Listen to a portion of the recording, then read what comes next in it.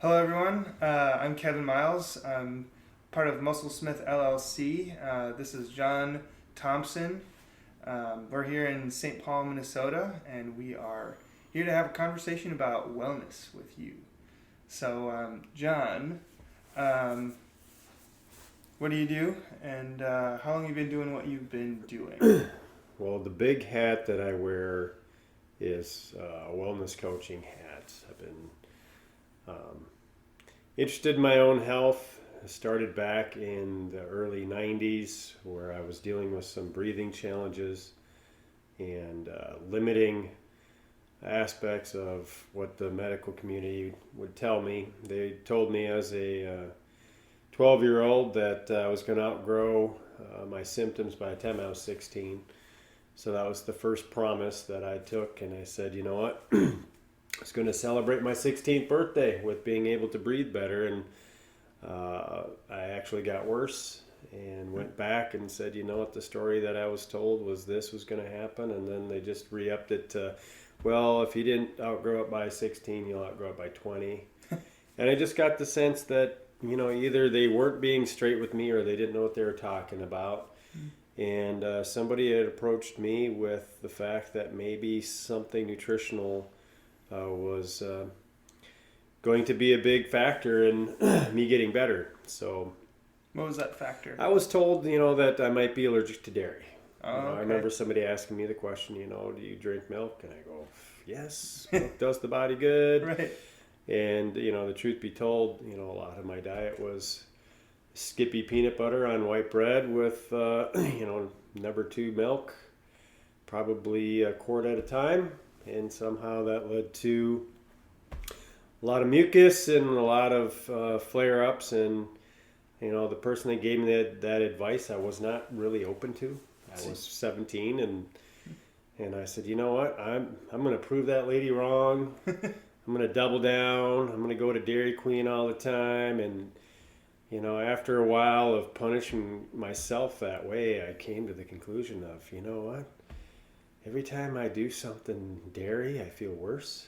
And I called her crazy lady in my mind at that time. I said, maybe crazy lady knows something. And, what it took really was I was working at a job in a tough environment. I was working at a tire shop, and something about being in an enclosed space with a few thousand off-gassing tires and asbestos coming off of people's brakes, my body did not like me. And I came Especially down, your lungs, huh? especially my lungs. Okay. I came down with double pneumonia, and I was laying in my bed, and I had gotten some antibiotics and everything that the system said to do, and I was just laying there and saying, you know what?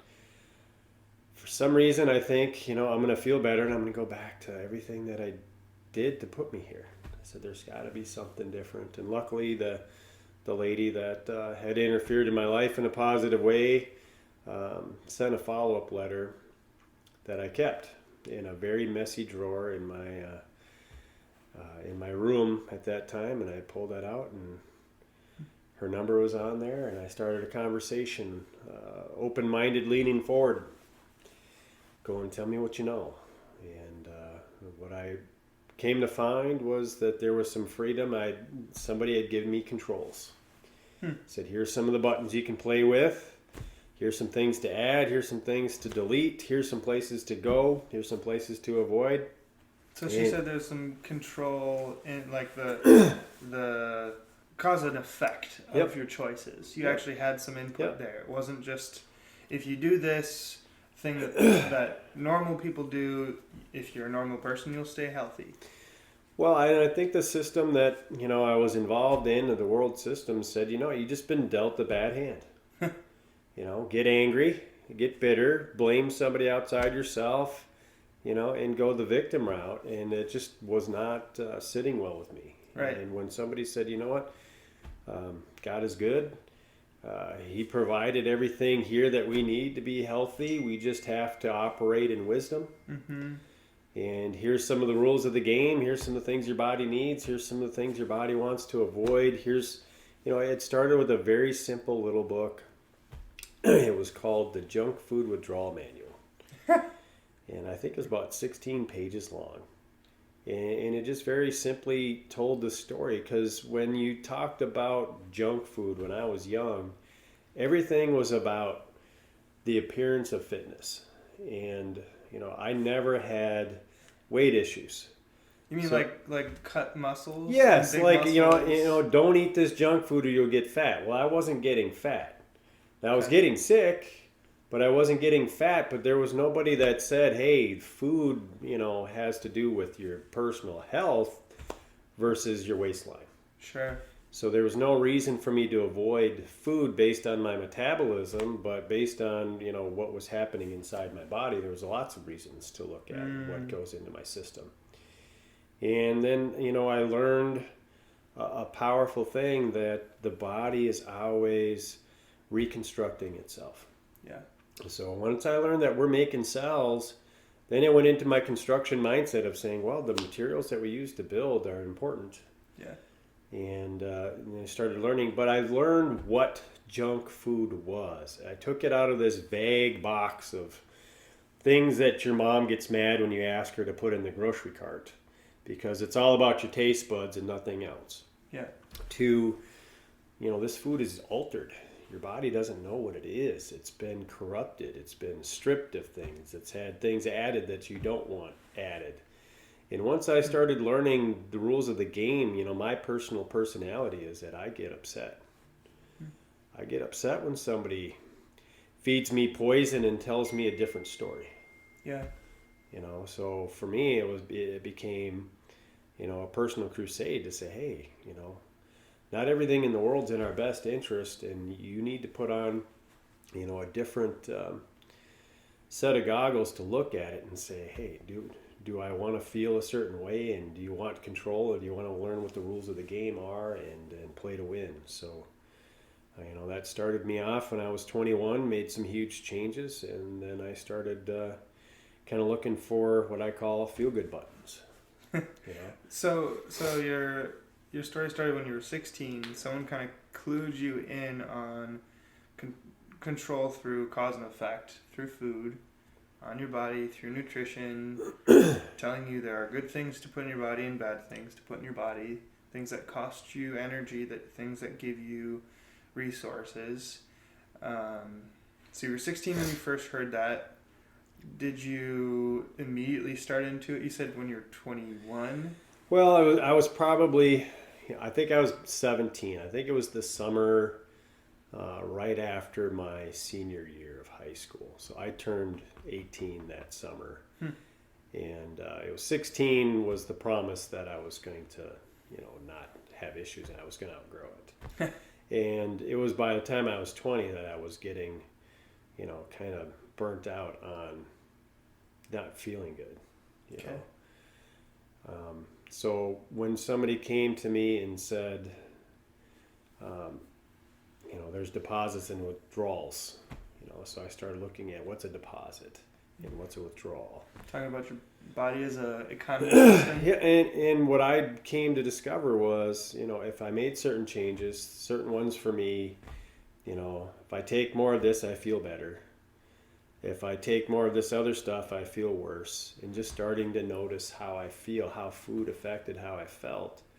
Then I started looking for, okay, what's the best bang for the buck that I can get for me?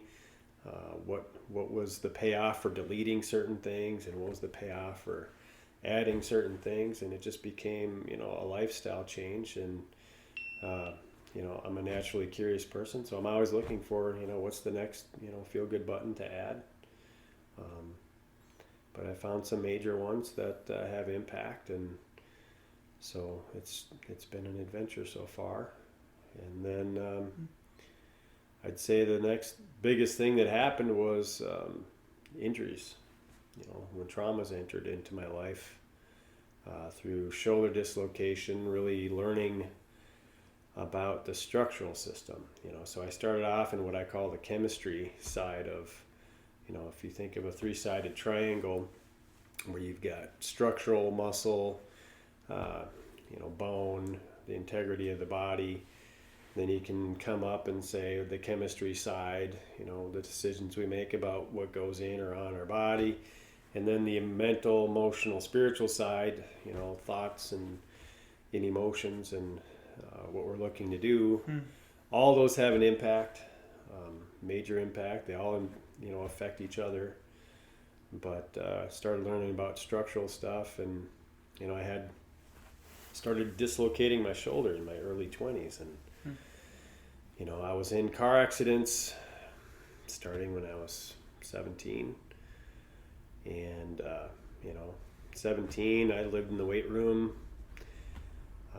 Never had any pain that I could associate with the traumas of being in car accidents, but after I think probably 4 different car accidents, I started having a symptom of I'd reach for something while I was playing basketball and my shoulder would kind of pinch and go numb for a second. I'd have to shake it out, and that happened probably a half a dozen times. And then one day I was playing basketball with my little brother, who was 13 years my junior. So he was, Justin, huh? Yep. Okay. So he was probably 11 or 12, and I was 24, 25, in that range. And he was being an irritant, and I was going to send him a warning shot where I was going to throw the basketball near his head against the wall.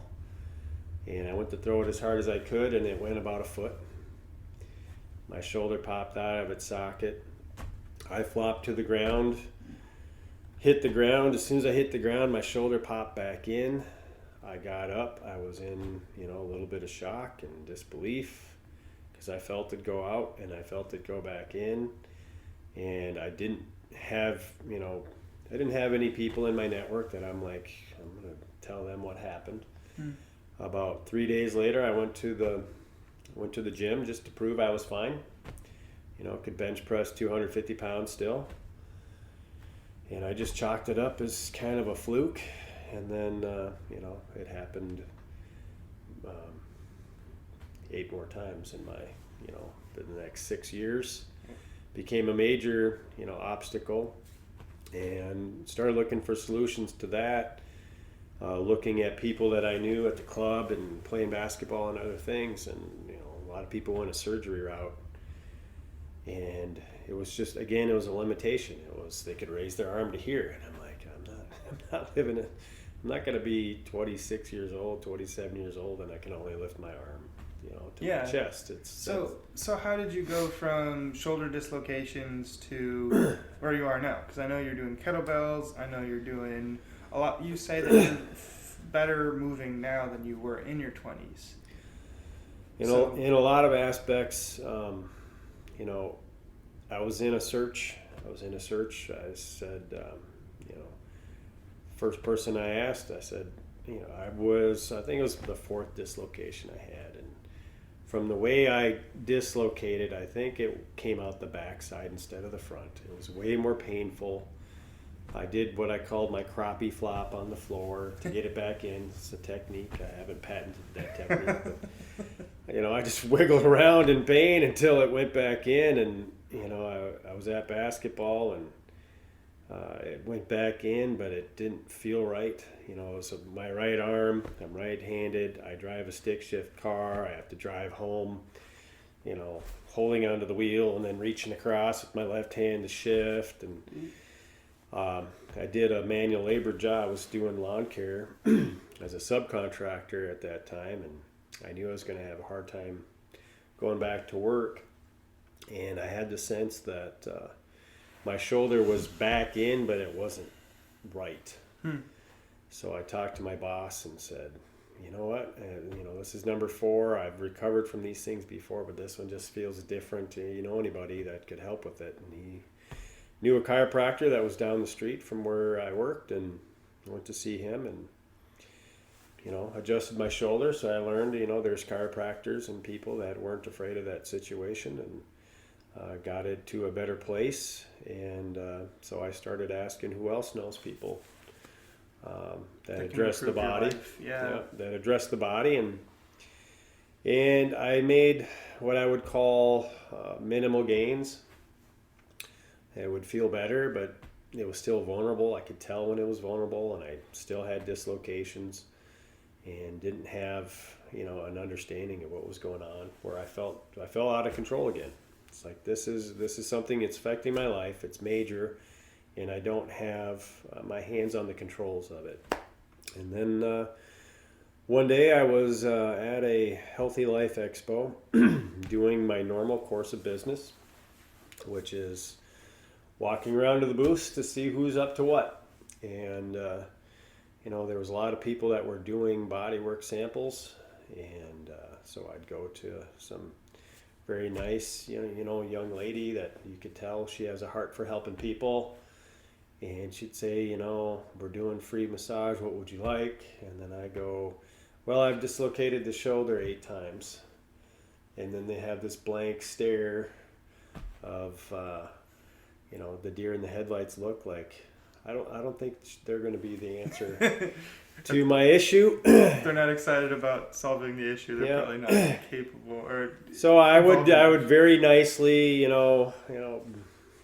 do a spin and say, well, maybe you could work on my neck or my hands or, something that they were comfortable with. And going through this, place, I was over by Mystic Lake, and a very big event. I think there was thousands of people. They were having, Mystic Lake was having a chef cook-off. One was making a wild rice soup, one of my favorites. The other one was making a salmon dish. And the winner got to be on the menu at Mystic. So that was the tease to get a bunch of people in the doors, free food. And so thousands of people going through these lines, all kinds of people, practitioners and stuff with booths. And in a sales environment, nobody really wants to commit. Nobody wants to make eye contact. Nobody wants to stay there too long. And you kind of get the vibe of the place. And as I'm walking around the main section, getting my food, I look over in this little corner, not even by the main stuff, and I see people sitting out on a folding chair coming out of this room. And I just said to myself, you can't find anybody two people deep, standing in line for anything here. People couldn't pay people to stand in line. And there's people coming out the door here, sitting, waiting for something. I said, I have to go and see what this is. So I walk into this very small room. There's 2 people in the back working chair massage, and then there was 2 people on this other side that were sitting there. And the 2 people in the back had about, 6 or 7, 8 people waiting in line. And these people had nobody. So I said to myself, I asked these people, how do I get in line over here? And they said, well, just fill out this piece of paper. So I filled out the piece of paper. I put that piece of paper on a chair to hold my spot. And I sat and let these other 2 ladies work on me while I waited. And then I met Rick Johnson. I call him my teacher. And it was my turn in line, and I met Rick, and he said, what can I help you with? And I said, well, I've dislocated this shoulder 8 times. And he said, well, that's about enough of that. Yeah. And so I said, I kind of like that response better.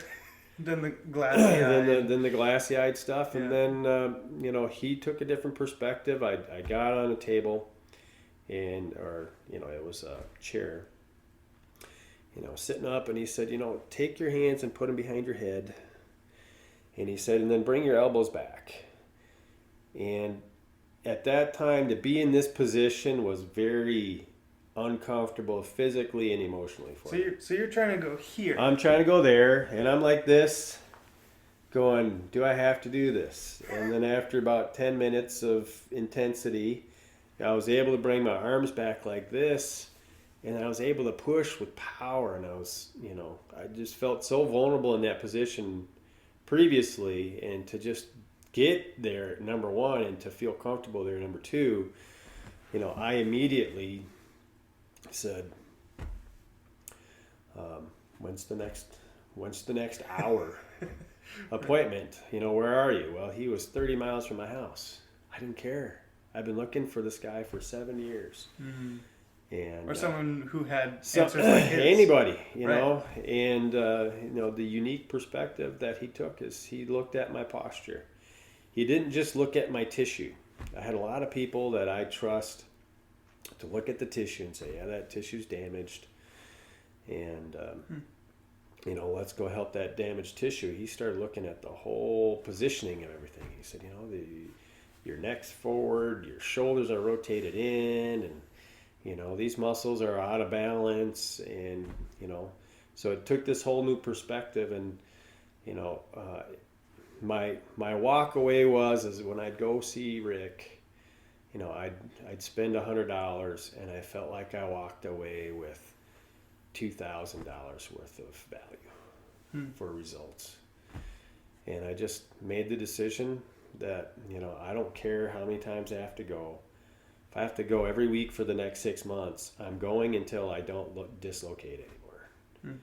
And that started me down the process, and I'm happy to say the last time I dislocated my shoulder was May 23rd of 2006. And it's comfortably far enough away where I can talk about the pain, where it doesn't hurt. There's certainly times where my shoulder is nowhere near perfect, but it is functional well beyond what the mainstream was expecting, especially without surgery or anything like that. Definitely.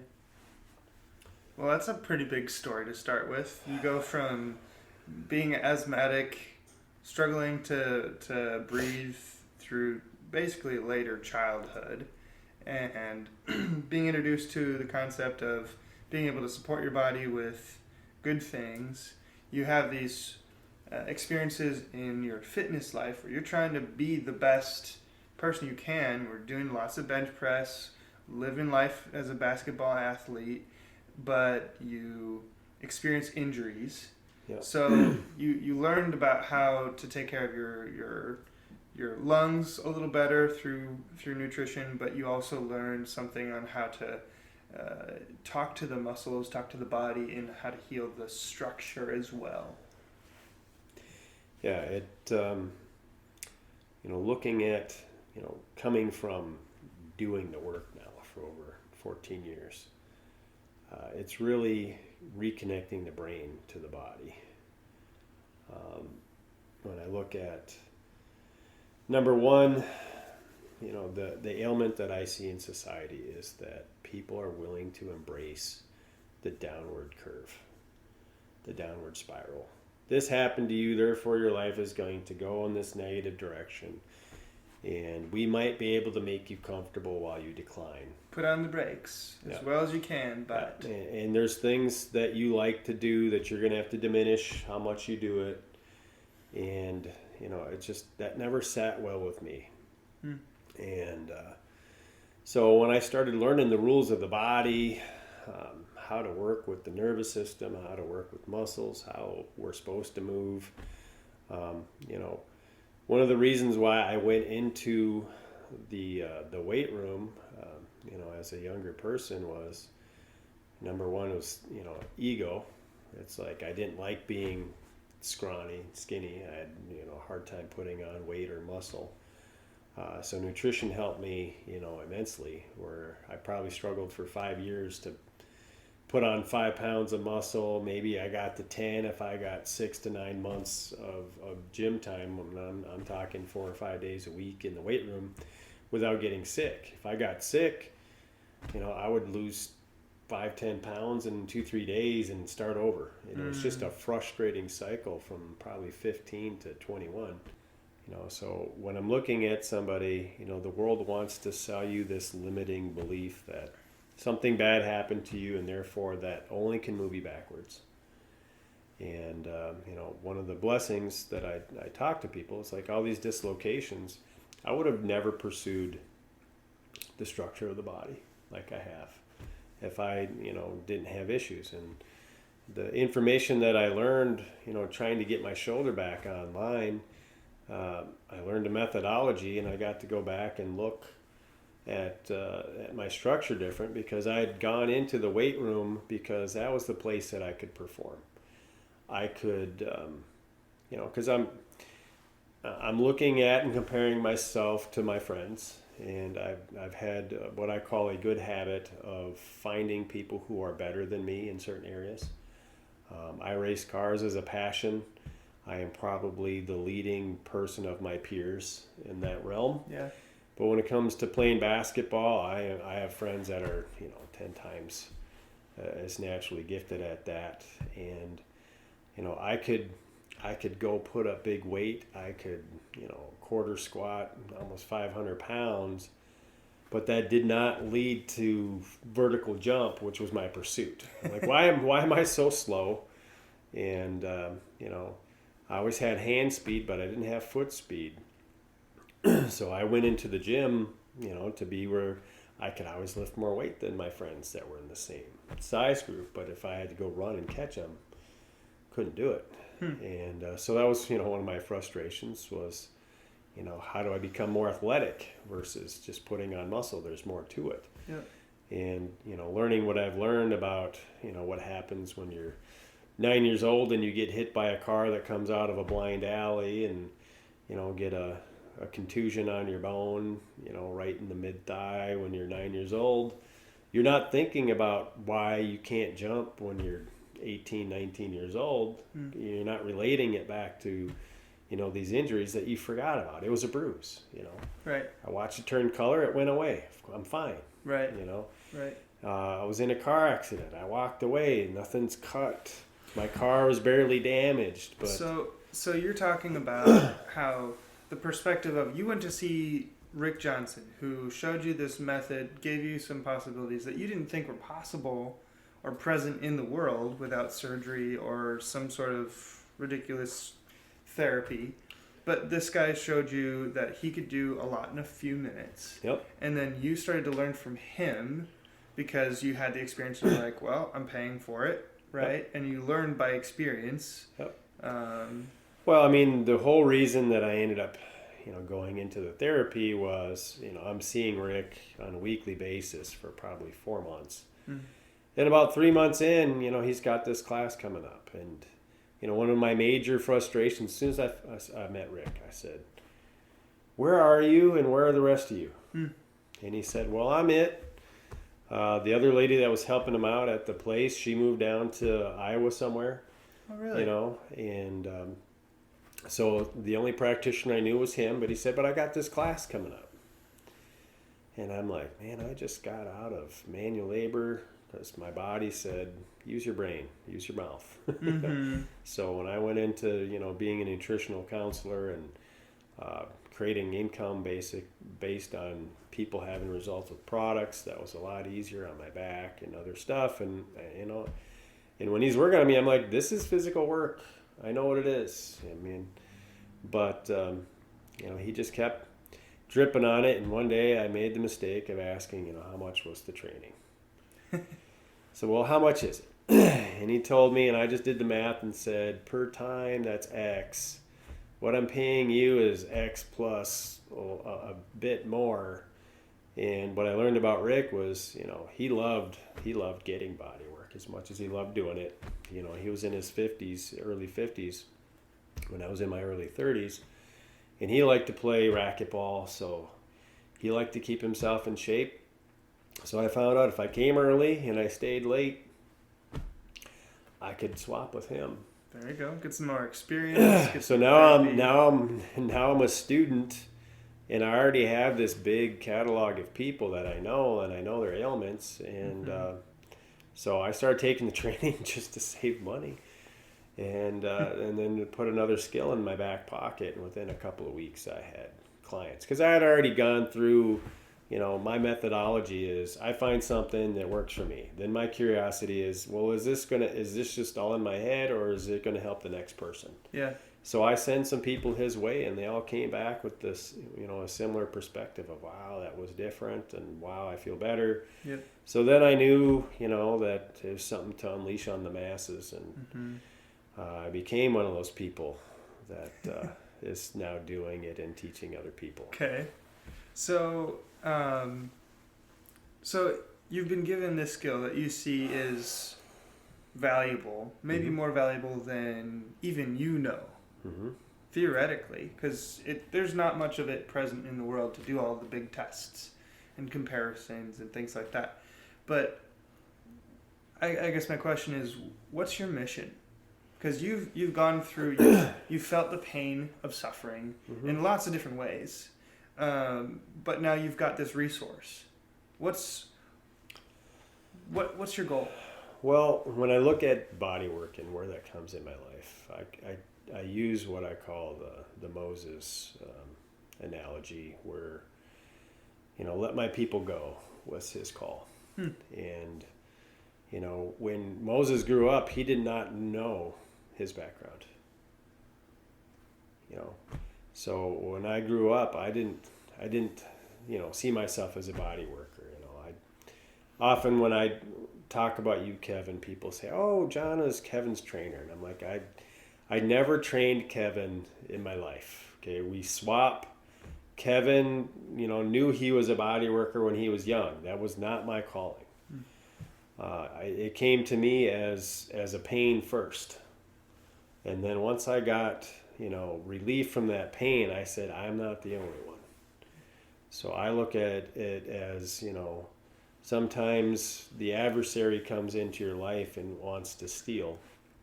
And, I had the loss of function to go into competitive sports. Always thinking about mission one, don't dislocate your shoulder. It's quite, it's not the right mindset that you want to have, really. Going in and trying to express intensity. So, I like basketball because I get permission to express intensity. And when you're timid, I'm a hustle bunny and I need to dive on that pile and get that ball to be of use to my team. And when you're reluctant, because, that is dangerous, or at least you're thinking it is. So when I got the ability to have control there and to learn the game and learn what's possible, I said, this is not on most people's menus. So I look at myself as somebody that says, let's learn about people. Let's learn where their pain is. And in the area of the physicality and the structure, muscle phasing, comes in, and it's something that has a high impact on people because you can demonstrate possibility right away. I might not be able to get you to your destination in one sitting, but what happened for me is somebody gave me 10, 15 minutes of what's possible, and I know I went in the right direction. It wasn't like I could say I'm not going to dislocate after seeing this person once. Right, it wasn't like going to the chiropractor and having a minimal result. Yeah, but it was something measurable right at the beginning that I could see, gosh, man, we made so much ground here, plus it's a different perspective. No one's asking these questions. No one was pointing out these deficiencies in my posture and other things. And, even though I'm seeing some very good body workers that I still see today, it's not like I was seeing people that weren't good. Right. It was just this niche was not being addressed. And so I look at, that part of my mission is, it's always to say, what's been of value to me, and are there other people? Will this help 80% of people 80% of the time? That's the pressure I put to perform on the things that I share with people. And, so I have the bucket of structure, I have the bucket of chemistry, what's going to help the body perform and meet the needs of the people in front of me that they're expressing. And then there's the mindset part, the emotion part, and where that comes in. And, so body work allows me to have an hour to get on all those subjects. So that's part of it. And then, a bigger audience, online. That's the next adventure. Yep. Cool. So, all said, you have the goal of giving people options they didn't know were possible, and you want to be a teacher. Yep. So, cool. Jon, thank you for your time, for your story, for being present with your problems to come to a solution that brings a lot of progress and healing for other people. So thank you for who you are. That's my pleasure. Thank you for this invite. Yep. Well, we'll talk more. All right. thanks for joining us, and hopefully you enjoyed the conversation. So have a good one. Bye.